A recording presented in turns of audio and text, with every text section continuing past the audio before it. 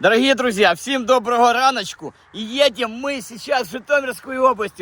Вы знаете, что по Украине 12 укрепрайонов со Второй мировой войны осталось. 12, а то и 14. И сегодня в один из них мы едем. Знаменитая линия Сталина, которая тянулась аж до старой польской кордоны. И там куча дотов, куча маленьких бункерков. Но у нас не сегодня не эта цель. Сегодня у нас цель найти главный бункер Коростенского укрепрайона. Бункер Скеля в граните выдал, 300 метров туннель. Бомбоубежище. Вы знали, что бомбоубежище настоящее может быть только в скальных гранитных породах и никак иначе. Это не убежище, это командный пункт. А остальное это просто убежище, не бомбоубежище. И во время бункер, едем в бункер в Житомирскую область.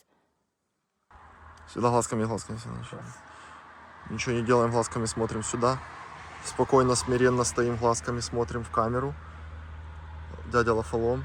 Продолжаем.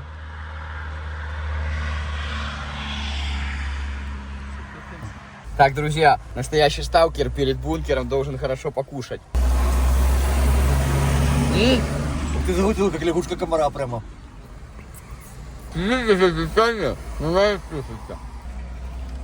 Чтобы здоровым оставаться, нужно правильно питаться. В эту воду бункера!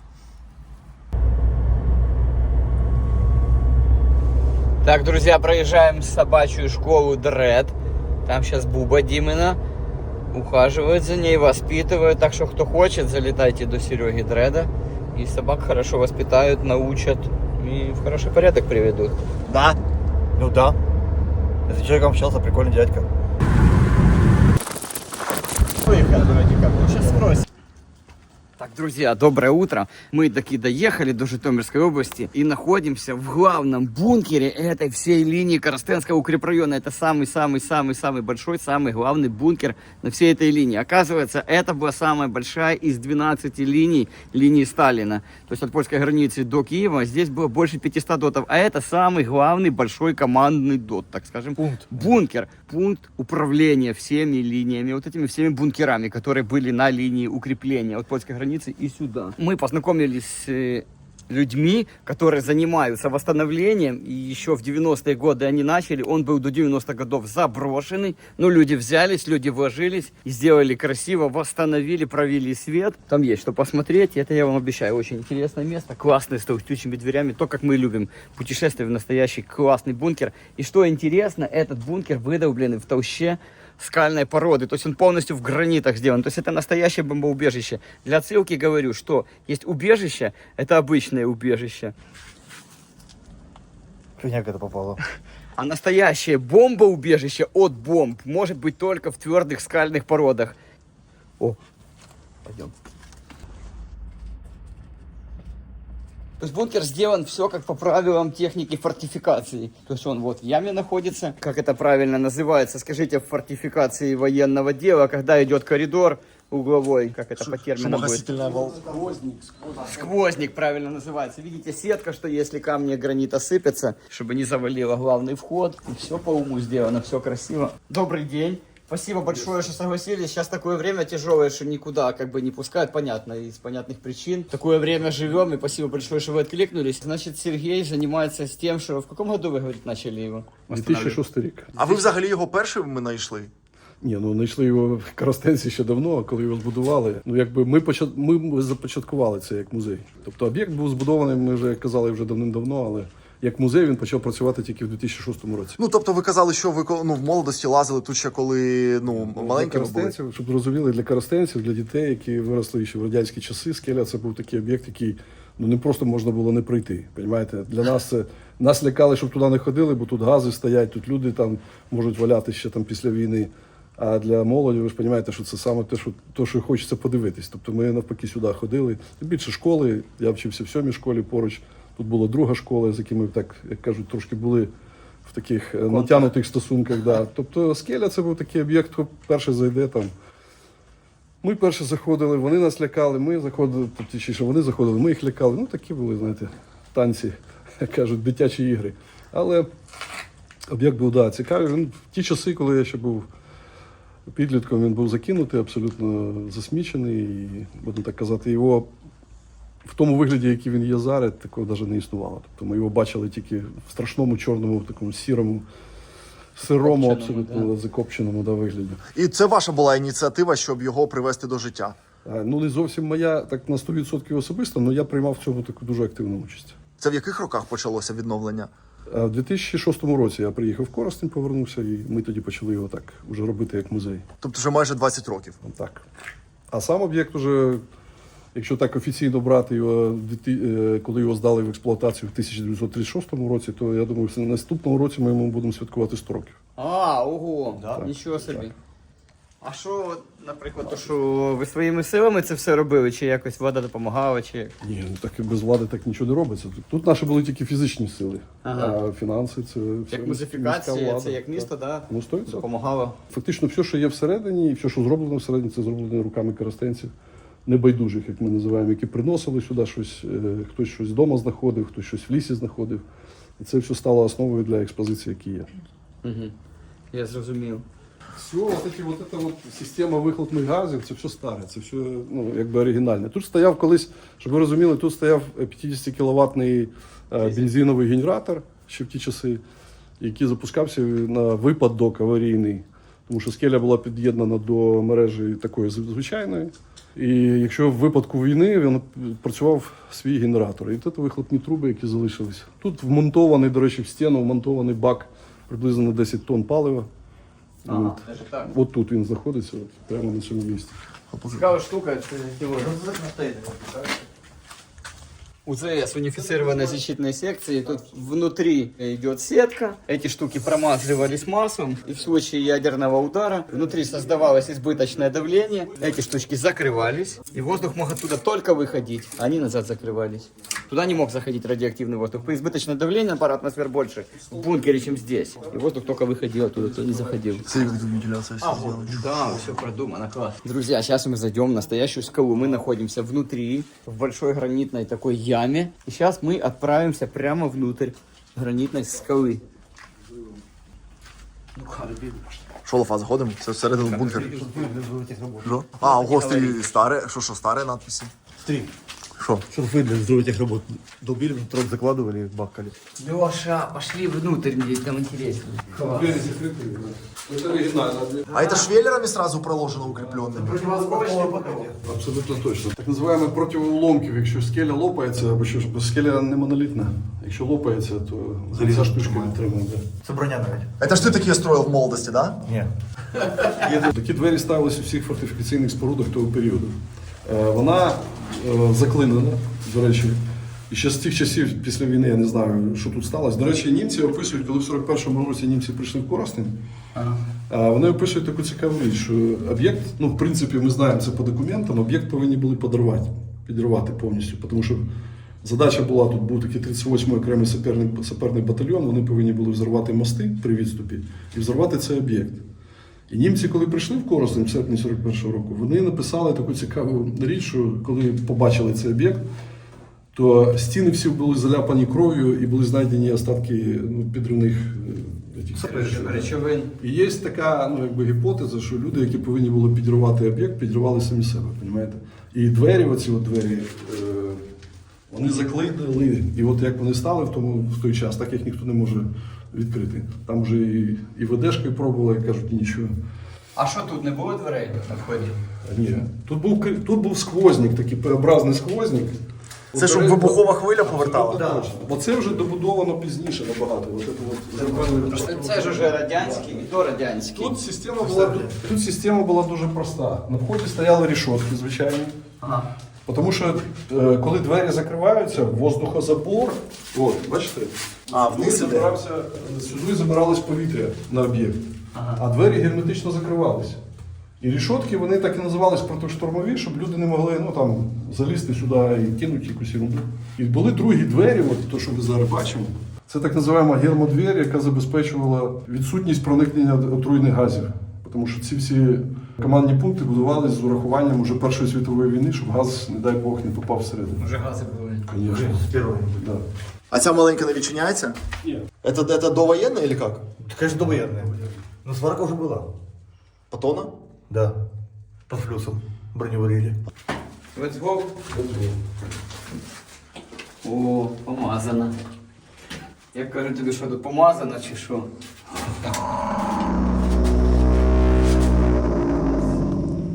Справжній бункер. Оце да, оце уровень, звісно. Ну, взагалі цей командний пункт будувався як основний пункт управління Коростенським укріпленим районом. Тобто 468 споруд, які збудовані були вокруг Коростеня, повинні були управлятися саме з цього об'єкту. Але цей об'єкт він використовувався тільки в разі війни. Тобто це сюди повинні були зайти максимум 50 офіцерів, яких Займалися тільки командуванням і вищого зв'язком. командування. Абсолютно точно. Як зв'язок, командування, управління військами. Начинается сразу самое интересное. Разветвление.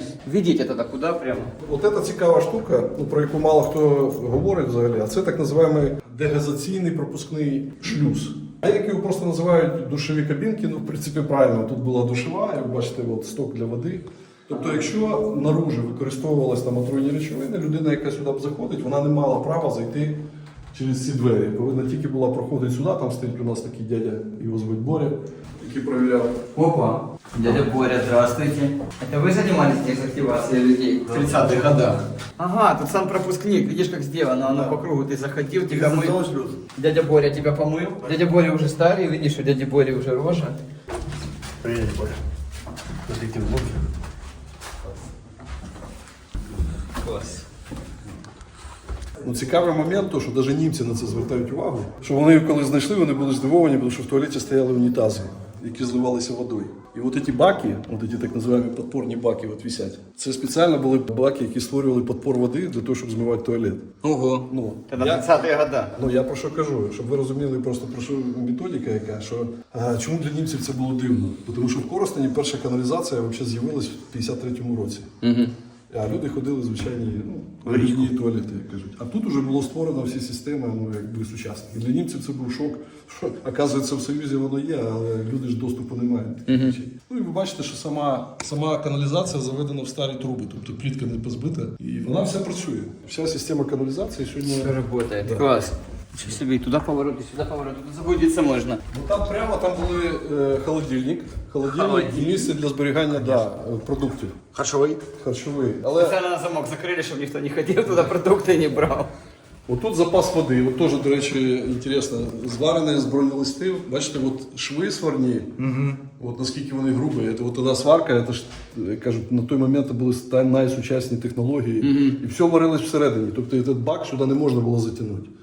Приносили листи, і все тут всередині це зварювалося. Вони до сьогоднішнього дня живі, в них вода є, все. Противогазы, наверное, говорили, плюсом дышать вообще нельзя. Я не знаю. То уже к сварщикам вопрос, напишите, Нет, это кто, не электронка тебя. кто понимает. Необычный был автомат какой-то. Практично, от я вам скажу таку якби непопулярну річ, але це факт, який вже ми підтвердили. Пам'ятаєте, така існує історія, що в скелі дуже багато є місць, які закриті, замуровані, люди не знають про них. Затоплені, да. Да, насправді це правда, але було до 90-х років. Ага. Тому що в 90-х роках оця частина вона була закрита до 90-х років. А чому? Тому що німці, коли прийшли, вони не використовували більшість приміщень, вони їх позамуровували, щоб їх, ну якби вони їм не заважали. І оце от приміщення, воно зберіглось, в принципі, із-за того, що воно було закрите, закидано, ну просто кладка кирпична закрита. І люди і казали, що ага, там щось там. І тому от ця вся система, от этот воздуховод оригінальний, це все рідне, теж угольний. Були редуктори ручні і двигатель. Якщо двигатель не працює, солдатик підготовлений, стояв, розклав ручечку. Некоторые бункеры были велосипедного типа. Кто-то мечтает ее увидеть, велосипедный. Так, не масвай сильно, сломаешь. Что интересно, эта же система, кто не знает, вентиляции в бункере создавалось атмосферное давление на 2-3 атмосфера больше, чем на улице. И если вдруг сверху зараженным каким-то отравляют, то бункер, оно только с бункера могло выходить, если где-то травит, а заходить воздух сюда не мог. Подпор воздуха? Да, вот специально накручивали подпор воздуха, я не знаю, есть тут или нету. Вот эти барометры, которые показывали давление в бункере. Все точно, все точно. Все четко. І так же сама система була Ого! для более подготовлена. Ох, класс. А можно погрузить? Нет, тут надо снимать. Класс. Данный зал действительно легкие бомбоубежища, команда пункта точнее. Жизнь всех, кто тут живет. Без этого дела совсем плохо будет. А кто тут живет? Ну, тогда же жили офицеры. 50 офицеров. Да. Ну они жили, они заходили командовать. Из листов квадратов сварено. Леша, Интересно. они заходили командовать, они не жили. Если уже война, они тут находились, не вылазили. Ты что? Они входили, заходили. Если вы конкретно боевые действия, ты что, прикололся? Да. Нихер мы забирали и все. Провиант был запас В холодильника. комору ходили. Ну да, Провиант открывали, консервы кушали. конечно. Ой, Леша, ты сейчас пробьешь своими кулачищами Нет, дырку. я не пишу. Вот пищеблок, позакрывали все, чтобы туда никто не ходил. На всякий случай, это все резервный пищеблок. Пускай стоит, пригодится. Еда должна храниться под замочком. Рисом пахнет. Суши.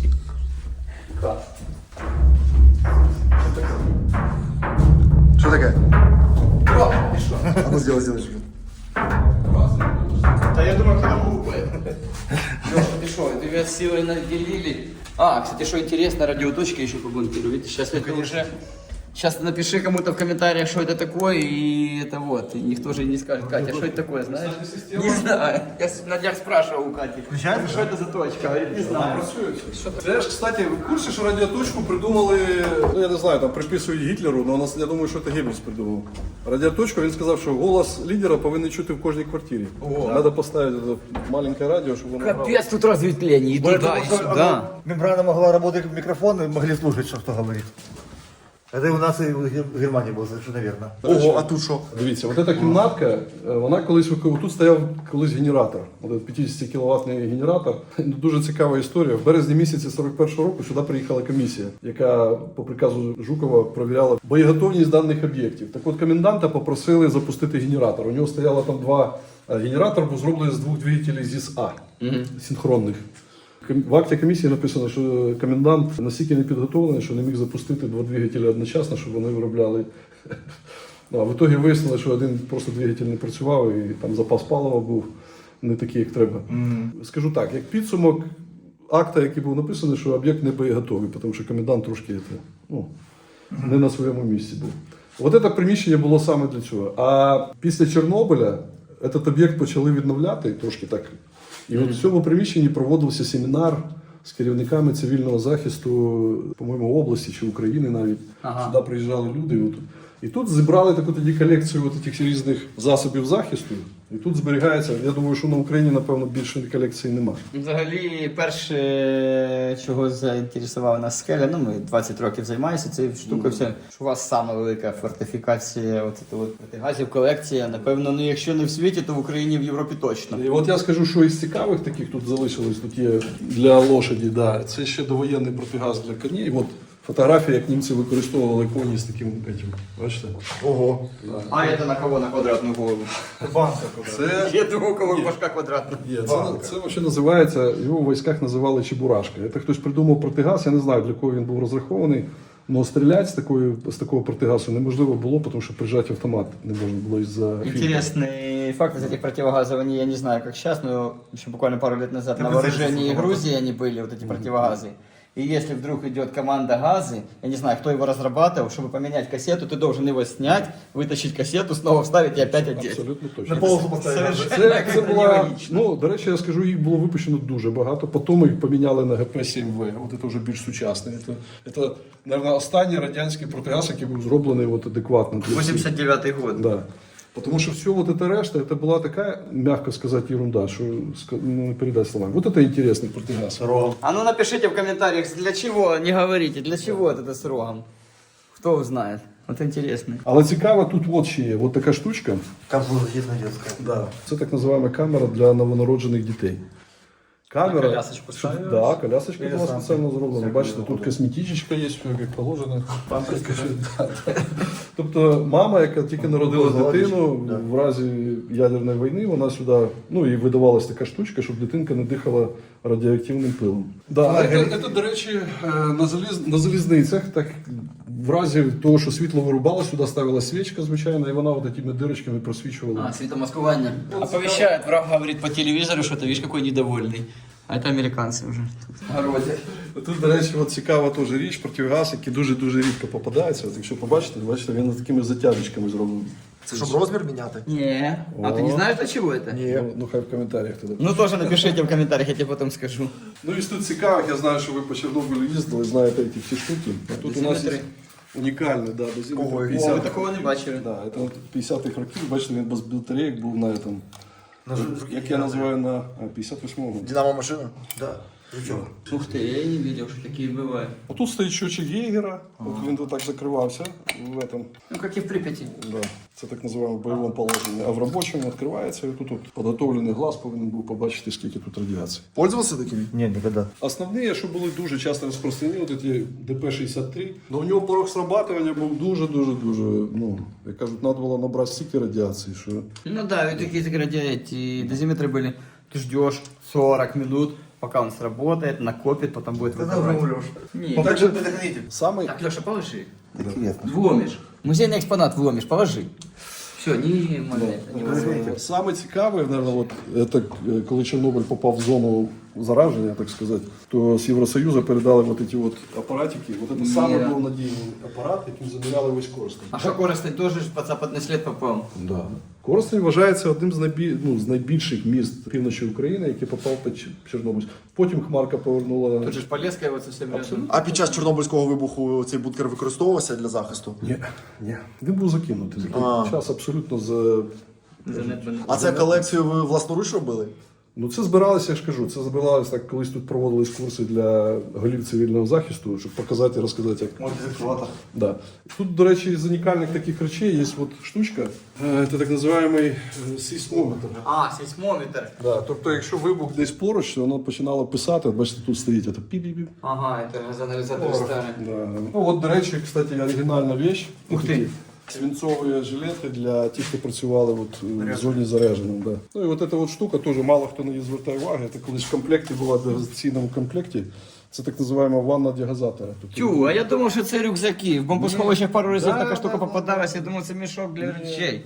це людина залазила, милась, і от ця вода, що оставалась, виливалась, щоб просто не роздавати. А, понял как. А я гарбузы такой носил. Да, це оригінальний комплект совєтського ще пожежника, бачите, як він. Да. Ну, жутко виглядає, дуже жутко. Чого жутко? Ну, потому що жутко. А то куди прохід? А це вихід просто в коридор. Гермодвері, да, закриті клас. А, так дивися, що радіація його вже поїла. А этот, видишь, пожелтел уже. Класс. Мало кто знает, это так называемый комплект дегазационный. Вот насос обычный автомобильный, да? И канистра. Канистра, накачивалась вода со стиральным порошком. И вот этот хлопчик обмывал всех, кто проходил. А це що, на дитинку? Да. Это ж таким мы ныряли. Вот. Вот детский как раз. Вот. Детские, да. Ого, це що за марлева маска така? Тоже такие вот, эти, кстати, в Чернобыле выдавались. Это... Противопылевые. Да. О, узнаешь такие? Да, это все. Направление ветра. Это, кстати, блин. Мы сколько, друзья, бомбоубежища хватим, постоянно оно все гнилое. Ой, простите. А тут все целенькое, в таком состоянии хорошем, очень интересно. Серйозно собачку противогази. Вот эти классные, это знаменитая старая фотография. Это, наверное, Первая мировая. Так, друзья, приехали сегодня вот такие вот классные ножички от наших партнеров. CVV. Обалденные ножи для диггеров, для сталкеров. Раз. Режет бумагу, как колбасу. О, всегда в кармане должно быть ножичек. И колбасочку отрезать, и веревочку где-то перерезать. Всегда пригодится. Так что CVV, классный бренд ножей от наших партнеров. Кто хочет, заказываем, ссылочку оставляем в описании. А ми на якій глибині зараз? Ми зараз от над нами приблизно 9-12 метрів скали. Ну, я скажу так, от, щоб подивитись, от коридор, да, ідеальна форма, от як от зроблено. Тобто люди, які тут працювали, взагалі система будівництва цього об'єкту була дуже примітивною, тому що це була так називаємо друга п'ятирічка. Люди просто кірочками, лопатками, ломіками долбали скелю, проходили. Ой, вибачте. Да. Вибухом подривали і проходили, і от це от вирівнювали. Потім витягувалась вже бетонна стяжка, гідроізоляція і вирівнювалася до такого стану. Ну от конструкція, до речі, от эта, полукругла, вона максимально витримує максимальне навантаження під час вибуху. Все по физике разраховано. Тут чітко все зроблено. Марка, ну, конечно. Да. Іде? Да. Ну, А может даже арматура? Конечно. Должна быть, должна быть. Я хотів просверлити, не попав на арматуру. Я же говорю. Арматура обшита, да, зверху? Ну, конечно. Ой, вы уже исчезли, опять появились. Федя, а того як звати? до речі, унікальний хлопець. Взагалі, це радянський макет для тренування штучного дихання. От этот Федя, його цілували не один раз насправді. А взагалі ця кімната була зв'язку. Бачите, тут за мною кабеля ще ставили. Туди заводився весь зв'язок. І тут апарати, бачите, насправді тут був тільки телеграф і телетайп. Руками, будь ласка, не чіпай. За краями. Пункт управления, система связи, вот эти все разъемы, все как в бункерах. Ну, все серьезно, то есть настоящий полноценный бункер. Вот система оповещения. Нет, не Радиола, вот, радиола на пластинке. Это не радиол. Радиол это когда с радио. А это называется проигрыватель. Проигрывание радиола. Нет, радиол когда еще радио есть. Это Федор, видите, на нем тренировались искусственное дыхание делать, видите, он силиконовый совсем. На нем все тренировались и губки выцеловали. Сидишь, надеваешь наушники, вставляешь разъем, Коммутатор называется. вот магазин, караул, коммутатор переключаешь Да. системы. Звонят Федору. Говорят, соедините меня. С магазином. Да. С караулом. С караулом. Хорошо, соединяю. Открывается гнездо, включается штекером. И оттуда втыкается. Да.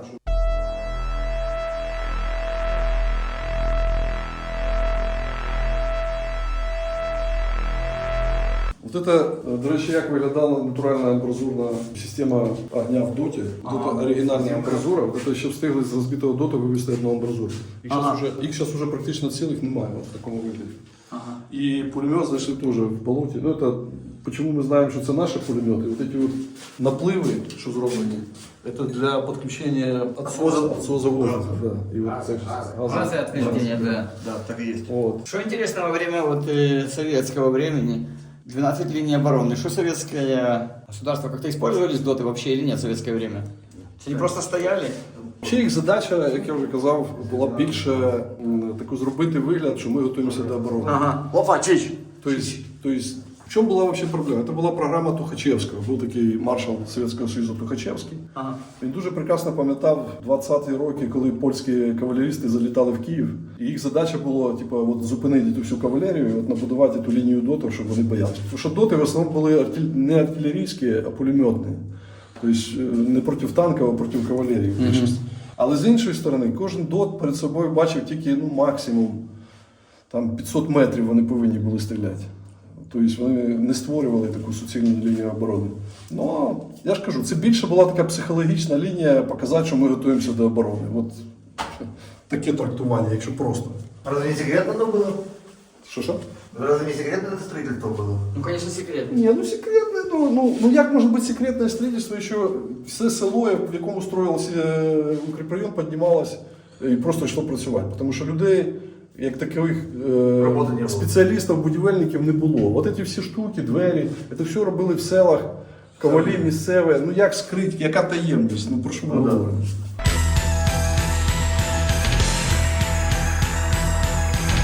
Пацаны, мы в настоящем реальном бункере. Класс. Мины магнитная мина на магните? морских диверсантов. На корабли. А пока... Вот это iPhone, прислоните, все, не будет айфона. Ну, накручу, что ли, мать? Эхо войны. Львов Лемберг. Микропозит такой интересный. Судя по всему, двухтактный. Насколько? На 7 конских сил? Да. Ну, это 1020 оборотов в минуту должно быть, не меньше. Сколько? 20 000 оборотов в минуту, не меньше.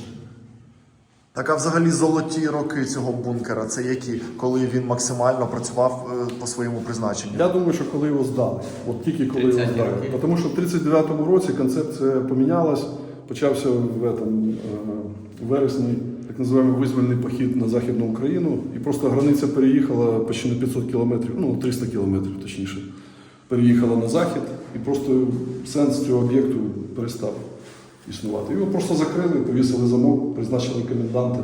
И все, до свидания, да. Тобто, скажу так, якщо відверто, всі гроші, які сюди були вкладені, виявилися пустирки. Тобто вони не спрацювали абсолютно. Так, хто тоді рахував ті гроші? Да. Але я скажу, об'єкт будувався, ну, ми знаємо офіційно 3 роки. 3 роки, ось зараз ми зайдемо, я покажу там. 3 роки тільки збудувати сюди. Да. Зробили ту скелю, і будували 2 саперних батальйони. От уже точно ми знаємо, є документи. 2 саперних батальйони, солдатиків, срочників пригнали. І вони тут тачечками через річку возили. Система була дуже проста, так називаємо кротовий метод. Спочатку підривають породу, потім це все викидують, а решта висипалась, так, ну, написано в документах, для підсилення берегової кромки річки, щоб річка не розмивала.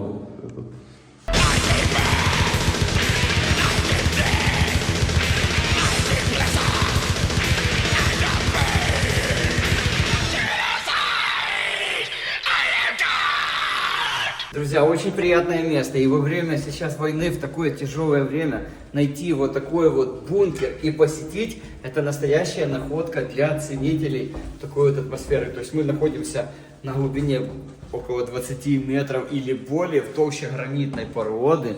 Прямо в скале выдолбленной. Именно прохлада, когда на улице жарко, здесь прохладно, приятно. Класс. Даже, Ой, расскажите. там дядя сидит. Тут це місце було для спеціально, ну так як воно знаходиться поруч коменданта, тут було місце офіцера контрольних органів, як ми називаємо. Офіцер-контррозвідчик, який тут повинен був знаходитись. Ось таке місце. Ух. А ну.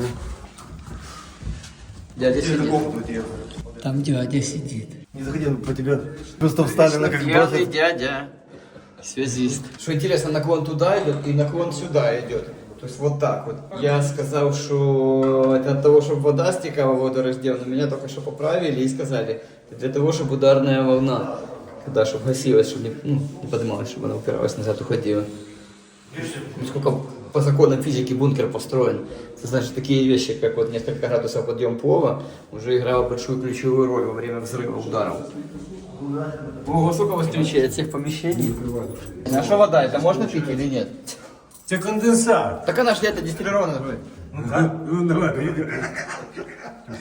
Да, конденсированная почему. Это мы. Так что, откройте? Відкривай. Класс. О, вот это да. Вау! Ого, а это чтобы взрывную волну тоже гасить? Развилка.